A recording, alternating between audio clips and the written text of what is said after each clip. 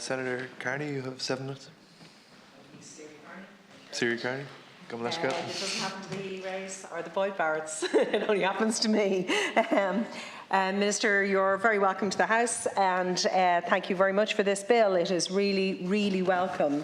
And I suppose in a country where we are intentional about universal access to healthcare, it is really important that we remove any impediments that may cause people to not access the care that they require.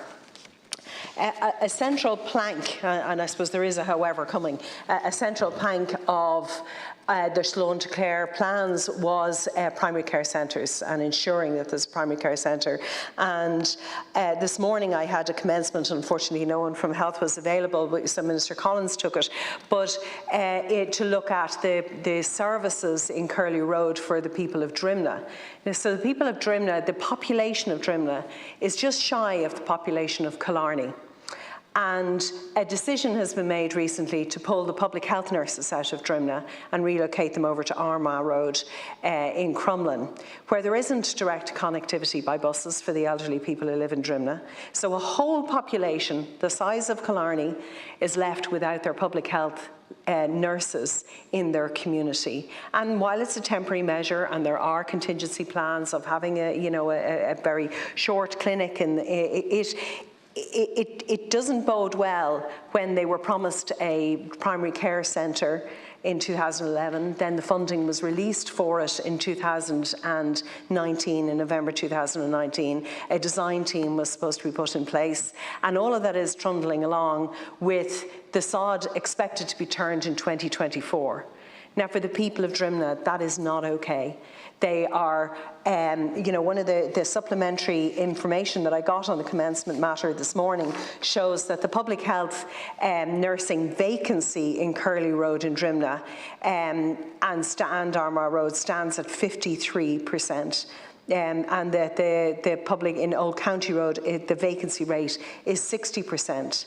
So in community care, we are dangerously low in the amount of recruitment and the people actually delivering the services. And that's inpatient care is brilliant and it's fantastic, but the objective of it was to try and do as much locally and as much in the local communities as possible. And yet you have a community in Dublin with its own distinct needs and connectivity left with even their public health nurses stripped out from under them because we have chronic under-recruitment. And I have sat in the Children's Committee when we've heard the HSE come in, and Disability Matters when we've heard the HSE come in and talk about recruitment and say it could be up to 7 years before this is fixed. But that's no use to children and elderly people who are missing opportunities because there is a failure to deliver in their community because there is this chronic shortage. We have the same thing with the community disability network teams. You know, the Armagh Road one in Crumlin is supposed to supply into a special education school there with 43 children. They were offered 2 hours a week. Even those 2 hours a week can't be delivered because we don't have occupational therapists, we don't have speech and language therapists, we don't have psychologists. And in fact, the turnover of staff in Armagh Road is shocking. If it was a private sector facility, there would be a very special investigation. There'd be an HR task force to find out how come people can't be retained in that service. So we talk about universal healthcare, and yet we have this massive recruitment problem, and we have people and parents who are relying even on the Armagh Road facility that's now been bolstered with the public health nurse that's been pulled out of Drimnagh. We have the parents there believing that at any minute now that community disability network team is going to be closed down because it is effectively not operating as it stands. On another announcement, you know, from January of this year, Caravan was to be available and it was to be accessed by women suffering from hyperemesis. However, the administrative access to that is so difficult and so complex.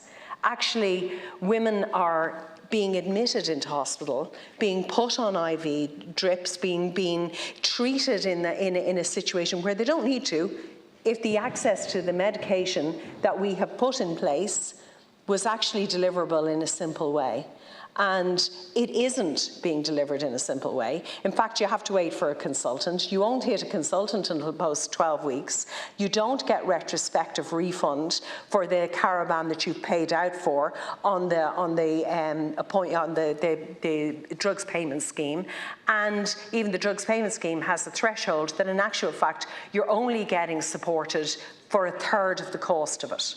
So on one hand, we make an announcement that this is access, it's free access for women who are in desperate need of this medication, but actually they don't get access to it until, in many cases, they no longer need it. And those who desperately need it, it's so prohibitively difficult to access, or it's reliant on consultant dealing with administration that means that they're left without actual access to it.